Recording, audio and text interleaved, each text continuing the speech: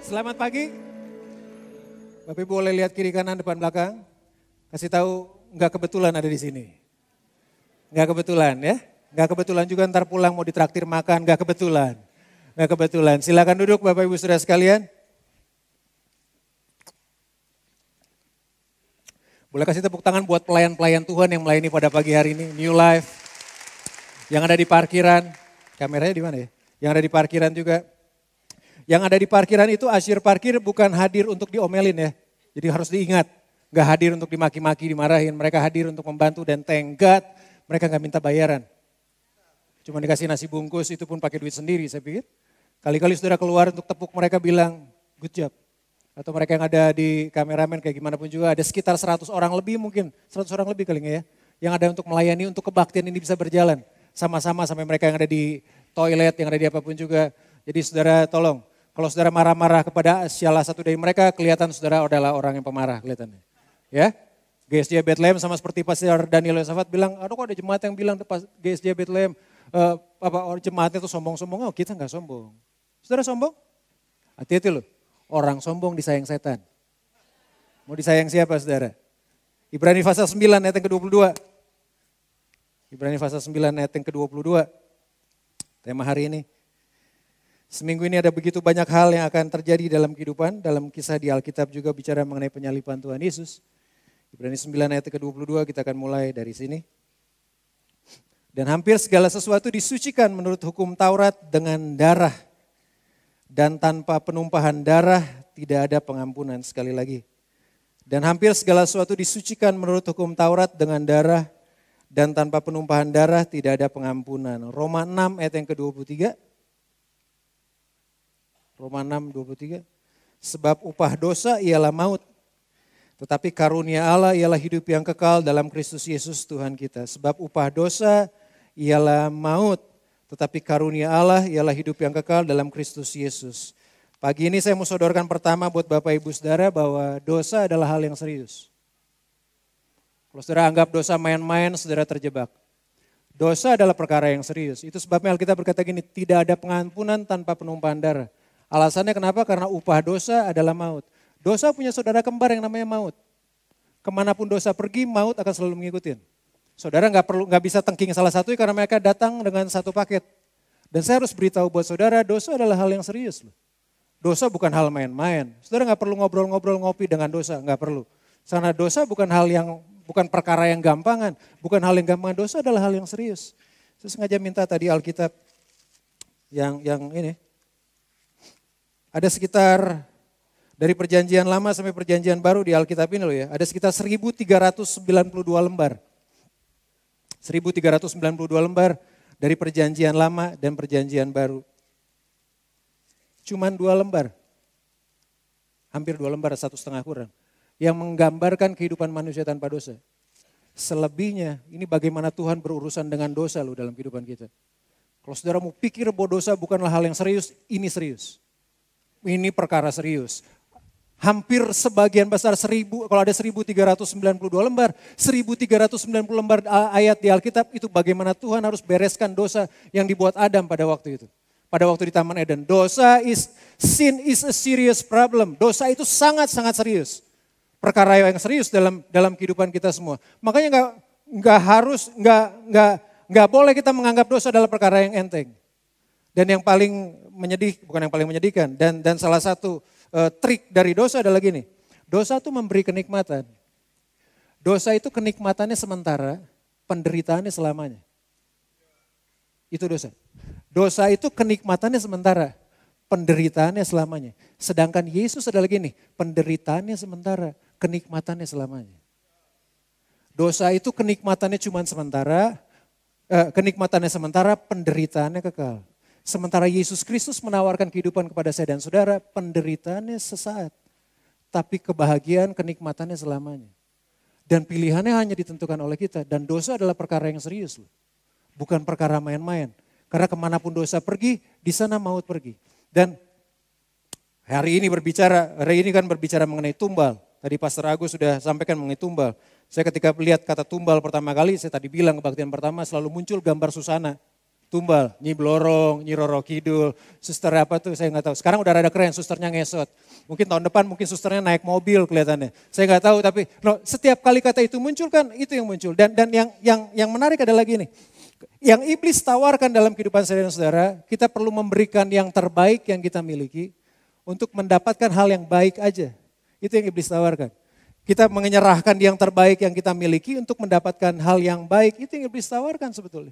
Nah, saya gambarkan dengan materi aja. Kalau saudara punya rumah, dosa dan iblis itu menawarkan gini, saudara berikan rumah saudara untuk dapetin piring. Nggak sebanding kan. Sementara Yesus, saudara berikan yang terbaik versi saudara, kemudian saudara mendapatkan yang terbaik versinya Tuhan.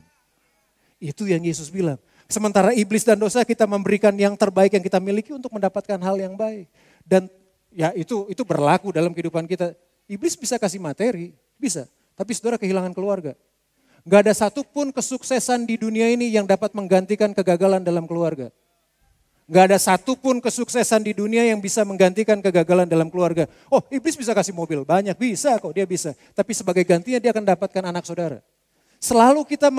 Selalu kita kehilangan yang terbaik untuk hanya sekedar mendapatkan yang baik. Sementara Tuhan Yesus berkata, waktu kita berikan hidup kita kepada Tuhan, yang terbaik yang kita miliki, Tuhan akan berikan yang terbaik yang versinya Tuhan dalam kehidupan kita. Dan saya harus beritahu, yang terbaik daripada Tuhan itu selalu jauh lebih baik dibanding yang terbaik versi manusia. If you agree with this. Kalau saudara yakin akan hal itu, yang dari Tuhan selalu lebih hebat daripada apa yang kita punya. Makanya Efesus 3:20 berkata gini, apa yang tidak pernah dipikir oleh kita, tidak pernah didengar oleh telinga manusia, itu disediakan Tuhan bagi mereka yang menantikan Tuhan. Bagi mereka yang mengasihi Tuhan. Artinya Tuhan kita selalu punya yang terbaik, yang ada di sorga yang dia siap untuk berikan kepada kita semua. Dosa akan menarik saudara pada kematian, sementara Yesus menarik saya dan saudara pada kehidupan. Yohanes 10 ayat yang ke-10. Mari kita buka sama-sama Yohanes pasal yang ke-10. Ayat yang ke-10, dosa kenikmatannya sementara, penderitaannya selamanya, sedangkan Yesus penderitaannya sementara, kenikmatannya selamanya. Yohanes 10 ayat yang ke-10, pencuri datang hanya untuk mencuri dan membunuh dan membinasakan. Aku datang, kata Yesus, supaya mereka mempunyai hidup dan mempunyai dalam segala kelimpahan. Pencuri datang hanya untuk curi, hanya untuk membunuh dan membinasakan. Aku datang supaya mereka mempunyai hidup dan mempunyainya dalam segala kelimpahan. Salah satu hal mengenai dosa adalah gini, dosa yang kelihatannya kecil yang enggak diurus akan menjadi persoalan besar yang serius. Dosa yang kelihatannya kita anggap seperti main-main, kelihatannya seperti hal yang kecil. Dosa yang hal kecil yang enggak diurus akan menjadi persoalan besar yang serius. Akan menjadi masalah besar dengan serius. Kalau dosanya kecil yang kita anggap kecil lah, cuman kita enggak tangani dengan serius, itu akan menjadi persoalan besar nanti. Waktu yang kemudian akan menjadi persoalan besar yang serius dalam kehidupan kita. Dan itu yang memang di iblis kerjakan loh dalam kehidupan.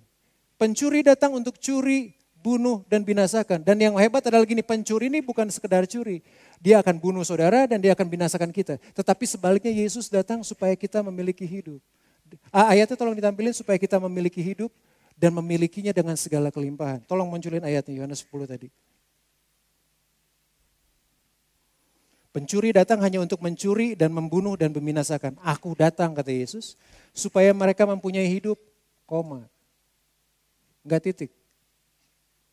Yesus datang supaya kita mempunyai hidup, itu enggak titik loh, koma. Dan memilikinya dalam segala kelimpahan. Bagian dari koma mana yang saudara mau hidup? Yang saudara mau inginkan? Cuman aku datang supaya mereka mempunyai hidup, titik? Enggak. Tapi mempunyainya, koma, mempunyai dalam segala kelimpahan. Waktu Yesus datang supaya kita mempunyai hidup, itu untuk diri kita sendiri. Tapi waktu ayat koma selanjutnya, supaya dan mempunyai dalam segala kelimpahan, kelimpahannya itu buat orang lain yang ada di sekitar kita. Itu sebabnya waktu Yesus berkatin saya dan saudara, dia bukan sekedar berkatin hidup saya loh. Dia berkatin lewat hidup saya, berkat Tuhan akan mengalir kemana-mana. Pengharapan dari Tuhan, kenapa dia berharap kepada saya, kenapa dia memberikan saya kekuatan, karena waktu Tuhan menguatkan saya, lewat kehidupan saya, kekuatan Tuhan boleh mengalir di mana-mana. Sama seperti dosa menjalar masuk ke dunia karena kesalahan satu orang, demikian pula keselamatan datang pada dunia oleh karena satu orang pribadi yang namanya Yesus. Pencuri datang, dia curi, bunuh, dan binasakan, tetapi Yesus datang supaya kita memiliki hidup dan memilikinya dalam segala kelimpahan. Dua-duanya datang, pencurinya datang, Alkitab berkata, Yesusnya juga datang. Gak tahu kapan mereka akan datang, tapi kita bisa rasakan akibatnya. Yang satu datang untuk curi saudara, Yang satu datang untuk bunuh saudara, yang satu datang untuk binasakan saudara, sementara sisi yang lain Yesus datang untuk kita memiliki hidup. Cek hidup kita pada pagi hari ini. Apakah jangan-jangan kita sedang bergerak jauh dari rencananya Tuhan? Apakah kita sedang bergerak jauh dari kasihnya Tuhan? Atau kita sedang bergerak jauh menjauhi Tuhan? Jangan-jangan pencuri itu sedang datang untuk curi saudara tuh. Sedang bunuh saudara tuh untuk pelan-pelan. Killing me softly tuh, dibunuh pelan-pelan. Ujungnya kebinasaan. Tapi apapun juga yang kita bisa lihat dari ini adalah akibat yang dimunculkan. Kalau Yesus datang, akibatnya adalah kehidupan. Kalau pencuri datang, akibatnya adalah kematian. Akibatnya adalah selalu kematian. Dan dosa selalu berjalan beriringan dengan kematian. Yesus berkata, aku datang supaya mereka mempunyai hidup dan mempunyainya dalam segala kelimpahan. Untuk kita memiliki hidup dan hidup dalam kelimpahan, harus ada yang mati. Untuk manusia, saya dan saudara untuk hidup dan hidup penuh kelimpahan, harus ada yang mati. Dan yang mati namanya Yesus. Yang mati namanya Yesus, dan saya harus beritahu semua orang di dunia. Momok terbesar, musuh terbesar dalam kehidupan manusia adalah kematian. Ya, saya udah 2 kali nyaksiin. 4 tahun yang lalu, 5 tahun yang lalu waktu papa sementara dia lagi mau menjelang waktu dipanggil pulang ke rumah Bapa di sorga, masuk rumah sakit itu gimana CPR, menafasan buatan ditekan-tekan terus, kemudian tahun lalu melihat papa mertua, sama ditekan-tekan hampir setengah jam. Saya melihat saat-saat di mana bukan musuh terbesar, musuh terkuat dari kehidupan manusia adalah kematian loh. Karena gak ada satupun manusia yang pernah bangkit, kemudian gak pernah mati. Yang lain mungkin pernah gini, hidup, kemudian mati, hidup lagi, mati lagi.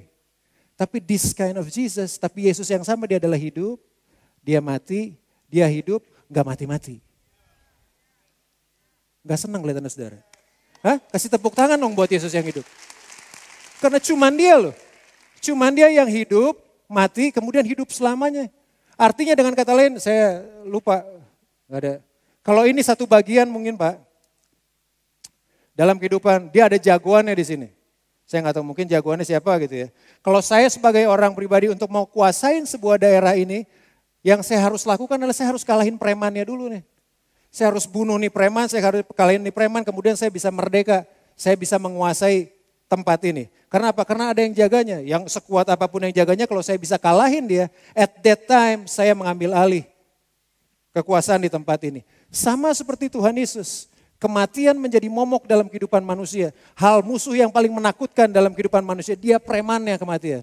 Dia jagoannya, yang Yesus lakukan adalah dia datang, dia kalahkan kematian supaya di tempat di mana manusia nggak punya pengharapan, dia bisa nyatakan pengharapan itu dalam kehidupan kita sebagai manusia. Di tempat di mana orang berpikir kesembuhan nggak mungkin, di tempat itu kesembuhan mungkin buat kehidupan saya dan saudara. Di tempat ketika mungkin kita bingung, ada nggak pernah melihat jalan keluar, di tempat itu ada jalan keluar bagi kehidupan saya dan saudara. Karena apa? Yesus yang kita sembah sudah mengalahkan kematian loh. Hello? Allah yang kita sembah sudah mengalahkan kematian. Ada 3 salib memang di Bukit Golgota. Pastikan saudara dan saya percaya pada salibnya Yesus, bukan salib yang 2. Yang 2 tuh perompak semua tuh. Itu Alkitab tulis para bajingan semua, perampok-perampok semua. Tapi salibnya Yesus, dari salibnya Yesus keluar kehidupan kita. Di salib Yesus menanggung semua kematian kita. Di salib Yesus menanggung segala kutuk. Di salib Yesus menanggung segala kemiskinan. Di salib Yesus menanggung semua kehinaan yang ada. Supaya keluar dari salib sebagai ganti kematian, keluar kehidupan dari salib. Sebagai ganti kutuk yang ada di kayu salib, keluar berkat buat kehidupan kita. Sebagai keputusasaan yang semua manusia taruh di salib, keluar pengharapan bagi manusia. Bukankah itu yang berita yang harus kita dengar kalau kita mendekati hari Paskah? Ada My Redeemer lives, penebus yang kita sembah, yang kita percaya adalah penebus yang hidup, bukan yang mati. Kalau Yesus nggak pernah bangkit pada hari Paskah, percuma yang dia omongin. Nggak perlu kita kumpul kayak begini, mendingan kita ngopi di luar. Makan roti bakar, makan bakso goreng di luar, lebih berharga. Kenapa? Karena nggak mungkin, kalau Yesus nggak bangkit di hari Paskah, percuma kita hadir di tempat ini. Saya bilang tadi pagi, Jumat Agung, bukan karena Pastor Agung loh ya. Jumat Agung karena Agung aja. Sebelum Pastor Agung lahir, udah ada Jumat Agung. Sebelum Jumat Agung.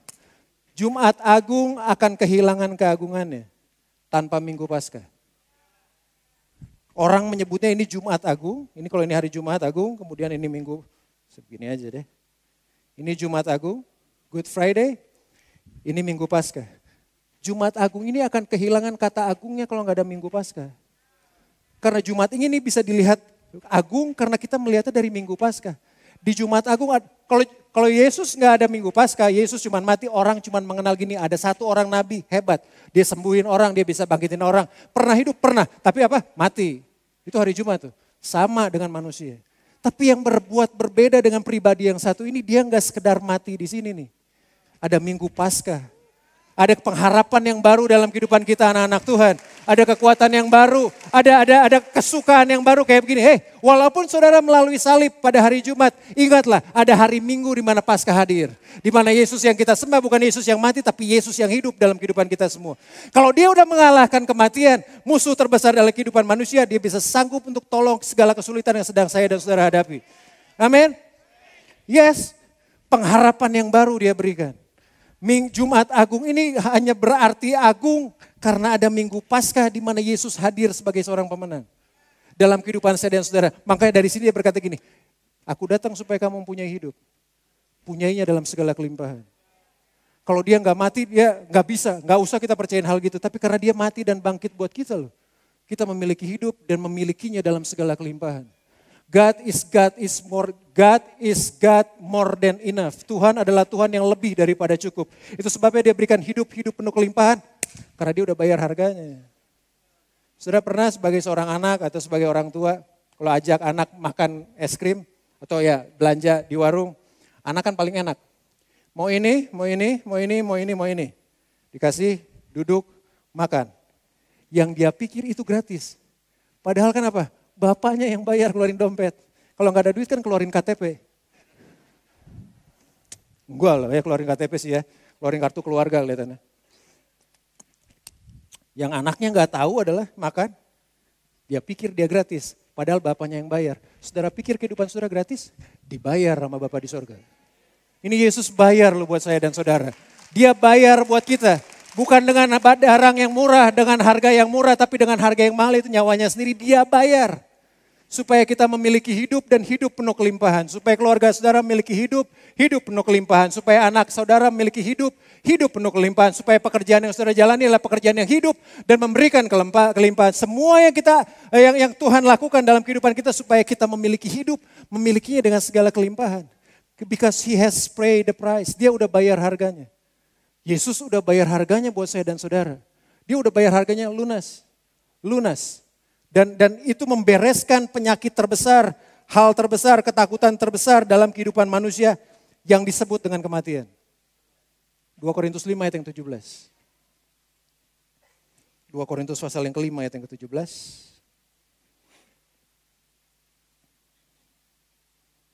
Jadi siapa yang ada di dalam Kristus, ia adalah ciptaan baru. Yang lama sudah berlalu, sesungguhnya yang baru sudah datang. Sekali lagi, jadi siapa yang ada di dalam Kristus, ia adalah ciptaan yang baru, yang lama sudah berlalu, sesungguhnya yang baru sudah datang. Karena dia sudah mengambil alih tempat di mana kematian berkuasa, dia bisa berkata gini, siapa yang ada di dalam Kristus? Saudara boleh sebut, siapa yang ada di dalam Kristus, dia adalah ciptaan yang baru. Pernikahan saudara mungkin sedang berada dalam masalah, tapi Alkitab berkata siapa yang ada dalam Kristus, dia adalah ciptaan yang baru. Saudara sedang bergumul dengan apapun juga dalam kehidupan, siapa yang ada di dalam Kristus, dia adalah ciptaan yang baru. Itu garansi sorga buat kehidupan saya dan saudara. Itu sorga kasih garansi, bukan kasih garansi sekedar saudara diberikan perkataan firman-Nya. Digaransiin, dimeterain dengan darahnya Yesus, darahnya yang mahal. Itu garansi sorga buat kehidupan kita. Anak-anaknya bawa barang siapa yang ada di dalam Kristus. Anything, semuanya, apapun yang saudara sedang hadapi, persoalan apapun, masa lalu, hal bodoh apapun yang saudara lakukan di masa lalu. Siapa yang ada di dalam Kristus, the promise is this. Perjanjiannya adalah ini, saudara adalah ciptaan yang baru. Ciptaan yang baru, hal yang baru muncul. Waktu Yesus terpaku di kayu salib, dan waktu dia berkata, sudah selesai. Dan dia kemudian menghembuskan nafasnya yang terakhir. Hembusan nafas terakhir Yesus di bumi adalah hembusan nafas manusia pertama bahwa kita sudah dimerdekakan daripada dosa. Hembusan nafas terakhir Yesus waktu dia terpaku di kayu salib dengan semua cinta yang dia berikan, hembusan terakhir nafas Yesus. Itu harus menjadi hembusan pertama bahwa kemerdekaan adalah menjadi hak setiap orang percaya.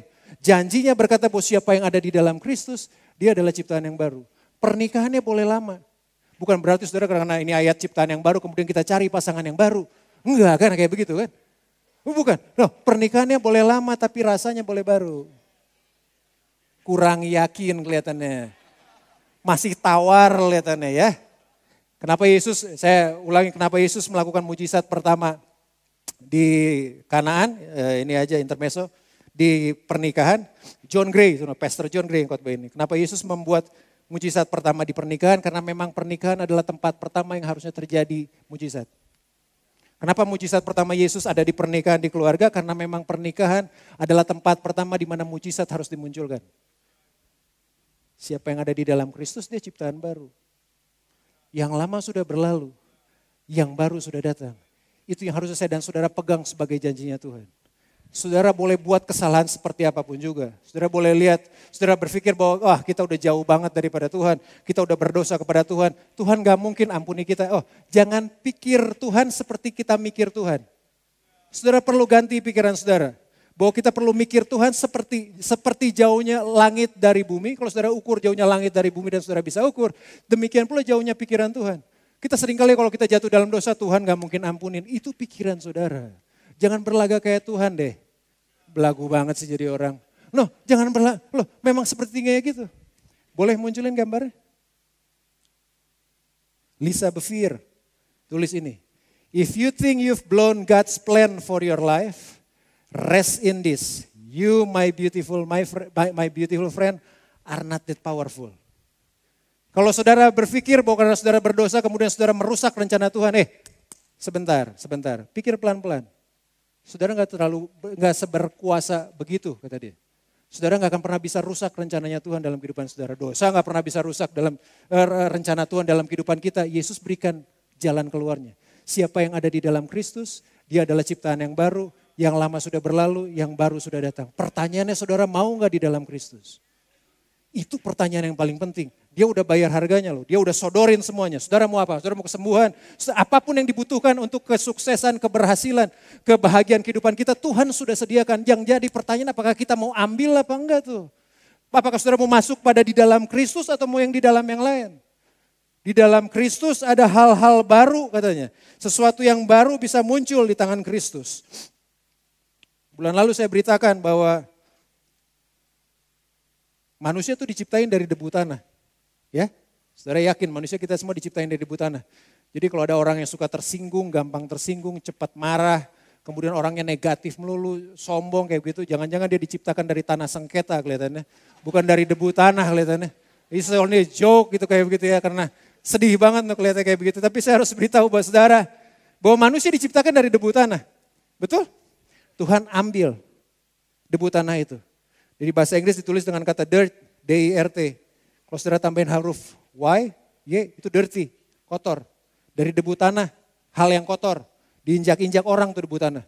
Hal yang kotor, diinjak-injak orang, sesuatu yang gak ada harganya. Tapi saya harus beritahu ketika itu dipegang oleh tangannya Tuhan, itu bisa berubah menjadi sesuatu yang mulia loh. Itu bisa berubah jadi sesuatu yang mulia. Dari debu tanah yang diinjak-injak gak ada harganya, kotor, nggak pernah digubris oleh orang, nggak pernah dihirauin oleh orang. Kehidupan kita mungkin seperti yang nggak pernah dihirauin oleh orang. Tapi di tangannya Tuhan dia ciptakan sesuatu yang baru yang disebut dengan mulia. Hello? Disebut dengan mulia 5 roti dan 2 ikan, hal yang kecil di tangannya Yesus bisa beri makan 5.000 orang.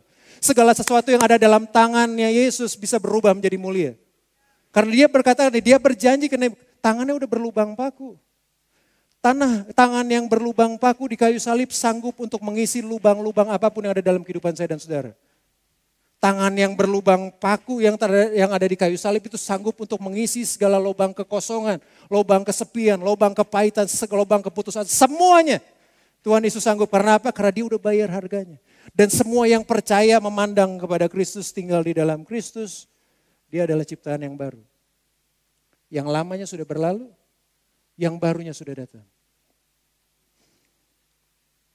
Mahkota duri yang ada di salib Yesus yang menempel di kepalanya, mengeluarkan darah dari kepalanya, itu Yesus sebenarnya sedang berbicara bahwa semua pikiran kita sudah ditebus oleh darah Yesus. Karena Tuhan tahu kalau dia bisa rebut pertempuran itu dalam pikiran saudara, dia sedang merebut, bisa memastikan bahwa kita adalah orang-orang yang mulia. Mahkota berduri yang ada di kepala Yesus sampai mengeluarkan darah, Pikiran saya dan saudara sudah ditebus oleh darah Yesus. Tangan yang berlubang paku berbicara bahwa apapun yang saudara kerjakan sudah ditebus oleh kuasa darah Yesus. Semua pekerjaan yang saudara jalanin, semua apapun yang dikerjakan oleh tangan saudara sudah ditebus oleh kuasa darah Yesus 2000 tahun yang lalu dan itu lunas. Dan akibat dari tangan yang berlubang paku kita bisa memperoleh kehidupan. Kaki yang dipatahkan yang di lubang paku berbicara bahwa penyertaan Tuhan gak pernah berakhir dalam kehidupan saya dan saudara. Punggung yang menanggung semua beban, semua derita, semua cambukan. Punggung yang sama itu berbicara bahwa gak ada satupun yang gak bisa kita tanggung dalam kehidupan karena Allah kita, Tuhan kita yang selalu menyertai kehidupan kita selalu berjalan bersama dengan kita anak-anaknya. Lambung yang ditikam oleh tombak itu berbicara mengenai sumber kekuatan kita datangnya daripada Tuhan. Yang kita perlukan untuk kehidupan sudah dibayar lunas dengan apa yang digambar di salib. Apakah pertanyaannya kita mau percaya apa itu apa enggak? Apakah kita mau tinggal di dalam Kristus atau enggak? Di tangan Yesus apapun yang hina menjadi mulia. Di tangan Yesus apapun yang gak berharga menjadi sesuatu yang berharga karena dia udah bayar semua harganya. Di Taman Eden manusia yang pertama namanya Adam. Karena dia tidak taat kepada Tuhan, maka untuk pertama kalinya Alkitab tulis Tuhan menyembelih binatang, membuat kulit binatang untuk dipakai baju buat Adam dan Hawa. Ada darah di sana tercurah, ada kematian di sana. Tapi akibatnya adalah manusia tetap harus terusir dari Taman Eden. Akibat dari dosanya. Darah tercurah di Taman Eden, tapi manusia harus keluar dari Taman Eden. Nah Eden tuh bicara mengenai hadiratnya Tuhan. Tempat di mana Tuhan hadir. Ribuan tahun kemudian, cuma ada 2 orang yang lahir di dunia yang tanpa dosa. Adam ya, yang kedua namanya Yesus. Adam yang pertama, karena tidak taat gagal terusir di Taman Eden. Datang Adam yang kedua yang namanya Yesus di Taman Getsemani. Penyalipan itu dimulai di Taman Getsemani karena Alkitab Lukas tulis begini, di Taman Getsemani lah ketika peluh keringat Yesus bercucuran seperti darah. Itu di Taman Getsemani darah pertama Yesus tercurah. Apa yang Adam pertama gagal di Taman Eden karena ketidaktaatan, itu dibayar lunas oleh Yesus di Taman Getsemani dengan ketaatan kepada salib. Sebagai akibat dari darah yang tercurah ketaatan Yesus kepada salib, saya dan saudara bisa mendapatkan kekuatan, kesembuhan, pengharapan dalam kehidupan kita semua. Dia membereskan apa yang dosa, apa yang Adam lakukan, apa yang di Kejadian 3 lakukan. Dia beresin itu semua supaya memastikan hidup saya dan saudara bukanlah hidup yang penuh dengan kutukan, bukanlah hidup yang penuh dengan sakit penyakit, bukanlah hidup yang penuh penyesalan, tapi hidup yang penuh dengan sukacita daripada Tuhan. Kemenangan daripada Tuhan. Dia bisa janjikan siapa yang ada di dalam dia adalah hal yang baru akan menjadi bagian dalam kehidupan. Di Taman Getsemani dia pikul semuanya. Sampai pada proses penyaliban nanti di Golgota. 3 jam lamanya. Dan Alkitab tulis ketika Yesus meninggal, ketika Yesus mati, gempa bumi terjadi dan bait suci, tirai bait suci, hordengnya itu terbelah menjadi 2. Dan hebatnya terbelahnya tuh dari atas ke bawah. Enggak dari bawah ke atas. Itu sebelum menunjukkan gini, karya keselamatan Yesus itu dilakukan oleh Tuhan untuk kita manusia yang ada di bawah. Supaya apa? Ketika tirai itu terbelah menjadi 2, kita yang adanya di luar Taman Eden. Semuanya bisa masuk kembali kepada Taman Eden, bisa masuk kembali kepada hadiratnya Tuhan, bisa ketemu Tuhan, bisa berbicara dengan Tuhan kapan aja kita mau karena darah yang keluar dari kayu salib. Karena darah yang keluar dari kayu salib. Karena pengorbanan Yesus di kayu salib membuat saya dan saudara bisa kembali datang kepada Tuhan. Nah, yang hadirat Tuhan adalah tempat di mana kekuatan kita berasal. Ketika Adam diusir keluar dari Taman Eden, Adam keluar dari titik kekuatannya. Dan Yesus yang sama, ribuan tahun kemudian, bayar lunas apa yang Adam gagal di Taman Eden. Di Taman Getsemani, di Bukit Golgota dia bayar lunas semuanya. Supaya saya dan saudara bisa kembali kepada Taman Eden, kepada hadiratnya Tuhan. Karena dalam hadiratnya Tuhan ada hal-hal baru dalam kehidupan kita semua. Ada pengharapan yang baru di sana. Ada kekuatan yang baru di sana. Ada kesembuhan yang baru di sana. Ada hikmat yang baru di sana. Ada hal-hal baru yang kita bisa dapatkan karena pengorbanan Yesus di kayu salib. Dia udah kalahkan kematian loh. Waktu ia disalib hari Jumat, saya rasa neraka sedang berpesta pora. Karena dia pikir anak Allah mati. Mati Yesus disalib. Yang katanya akan membebaskan manusia dari dosa, mati disalib. Kalau iblis tahu rencana Tuhan ada Minggu Paskah, dia gak akan nyalipin Yesus saya pikir. Saya pikir sih kayak begitu, kenapa? Karena dia tahu kalau ini orang akan bangkit lagi pada hari ketiga, mungkin dia akan capek-capek nyalipin Yesus. Tapi karena dia nggak tahu rencana Tuhan terlalu besar, waktu Jumat itu terjadi dan Yesus mati, iblis pikir dia mengalami kemenangan terbesar dalam pertempurannya. Dia mengalahkan anak Allah. Kemudian hari Sabtu nggak apa-apa, Nggak terjadi apa-apa, kemudian ketika neraka sedang berpesta pora, kemudian kucuk. Datanglah salah satu kurirnya berkata, gawat bos, minggu pagi muncul, yang tadinya mati, kemudian dia dibangkit. Dan hebatnya yang ini bangkit, nggak mati-mati lagi. Itu Yesus yang kita sembah. Dan satu neraka geger, kenapa? Karena pada saat itu mereka tahu, itulah titik terpukul kekalahan yang paling besar dalam kehidupan iblis, terjadi di Minggu Paskah. Karena ada Yesus yang sudah mati dan bangkit buat kehidupan kita semua. Dia nggak sekedar mati menggantikan kehidupan saya, dia mati sebagai saya. 3 jam lamanya kegelapan melingkupi bumi. Alkitab tulis itu seperti, berapa teolog berkata itu sama seperti Tuhan sedang memalingkan mukanya Bapa di sorga kepada Yesus. Karena Yesus sedang menanggung dosa umat manusia. Pada saat itu dengan kekudusannya Tuhan dia nggak bisa sentuh. Makanya Yesus berteriak kepada Tuhan. Satu-satunya doa yang diucapkan, Yesus nggak panggil Bapa sebagai Bapa, tapi Tuhan itu di situ. Eli, Eli lama sabachthani, Tuhan, mengapa engkau meninggalkan aku?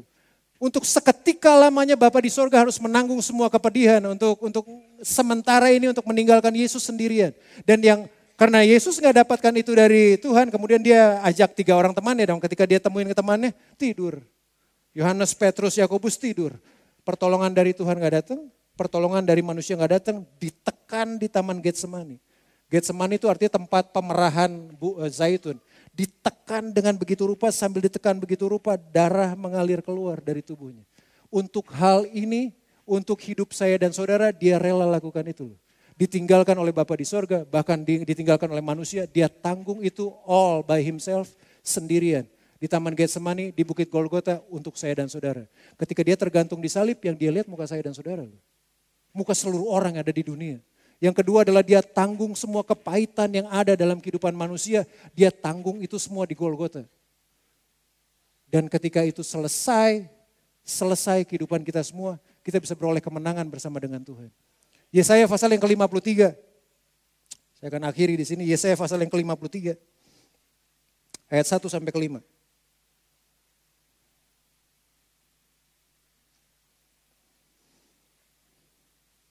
Yesaya 53, siapakah yang percaya kepada berita yang kami dengar? Dan kepada siapakah tangan kekuasaan Tuhan dinyatakan? Terus, sebagai taruk ia tumbuh di hadapan Tuhan. Dan sebagai tunas dari tanah kering ia tidak tampan. Semaraknya pun gak ada sehingga kita memandang dia. Dan rupa pun tidak sehingga kita menginginkannya. Ia dihina dan dihindari orang. Seorang yang penuh kesengsaraan. Dan yang biasa menderita kesakitan. Ia sangat dihina. Sehingga orang menutup mukanya terhadap dia dan bagi kita pun dia tidak masuk hitungan. Tetapi sesungguhnya penyakit kita lah yang ditanggungi dan kesengsaraan kita yang dipikul. Padahal kita mengira dia kena tulah, dipukul dan ditindas Allah. Tetapi dia tertikam oleh karena pemberontakan kita, dia diremukkan oleh karena kejahatan kita. Ganjaran yang mendatangkan keselamatan bagi kita ditimpakan kepadanya. Dan oleh bilur-bilurnya kita menjadi sembuh. Saudara, sebut semua peristiwa masa lalu, semua kepahitan, semua apapun yang sedang saudara hadapi dulu dari lahir sampai sekarang. Saya beritahu, Yesus sudah tanggung itu semua. Dan oleh bilur-bilurnya saudara sembuh. Dan oleh bilur-bilurnya semua peristiwa masa lalu itu Tuhan bisa beresin pada pagi hari ini. Semua hal yang menjadi beban dalam kehidupan saya dan saudara. Menjadi persoalan-persoalan. Sebutin semua persoalan yang tersulit yang sedang saudara hadapin. Yesus sudah tanggung semua di kayu salib. Alkitab berkata dia seorang yang penuh dengan kesengsaraan. A man of sorrow. Seorang yang dikenal karena kesengsaraan. Dia tanggung itu semua buat saya dan saudara loh. Bukan buat yang lain, dia tanggung semua untuk saya dan saudara supaya oleh bilur-bilurnya kita menjadi sembuh. Supaya siapa yang ada di dalam Kristus, dia adalah ciptaan yang baru. Yang lamanya biarkan berlalu. Sesungguhnya yang baru sudah datang. Ada harapan bersama dengan Tuhan Yesus. Ada kekuatan bersama dengan Tuhan Yesus. Ada janji yang luar biasa bersama dengan Tuhan Yesus. Walaupun mungkin kita akan menghadapi salib mungkin di hari Jumat, percayalah ada Minggu Paskah. Ada kemenangan, ada kekuatan yang Tuhan sudah janjikan dalam kehidupan kita anak-anaknya. Karena apa? Karena Tuhan yang kita sembah bukan Tuhan yang mati, tapi Tuhan yang hidup. Amin. Kasih tepuk tangan sekali lagi buat Tuhan. Kita bangkit berdiri sama-sama. Datang pada Tuhan pada pagi hari ini. Mari kita bangkit berdiri sama-sama sambil di musik. Akan menaikkan sebuah pujian. Mari kita datang kepada Tuhan. Gak ada satupun yang rusak yang di dunia ini yang gak sanggup Tuhan pulihkan. Gak ada satupun. Saudara boleh sebut semua kerusakan yang terjadi dalam kehidupan saudara. Tangan yang berlubang paku itu sanggup untuk pulihkan kita. Saudara boleh sebut kesalahan saudara di masa lalu. Tangan yang ada berlubang paku itu sanggup untuk pulihkan kehidupan kita.